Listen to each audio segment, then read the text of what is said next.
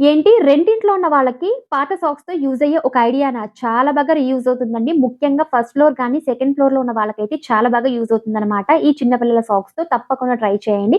Idea మాత్రం చాలా చాలా బావుంటుంది. ఇక్కడ నేను కొన్ని పాత సాక్స్ తీసుకున్నానండి చిన్న పిల్లలదైతే. తీసుకున్న తర్వాత మనం ఎక్కువగా ఈ ప్రాబ్లమ్ అయితే ఫేస్ చేస్తూ ఉంటాము రెంటింట్లో ఉన్న వాళ్ళకి. ముఖ్యంగా ఫస్ట్ ఫ్లోర్ గాని, లేదా సెకండ్ ఫ్లోర్‌లో ఉన్న వాళ్ళైతే ఈ ప్రాబ్లమ్ ఎక్కువగా ఫేస్ చేస్తూ ఉంటారండి. నేనైతే ఫేస్ చేశాననమాట. ఈ ఐడియాతో చాలా బాగా నాకు వర్కౌట్ అయిందండి.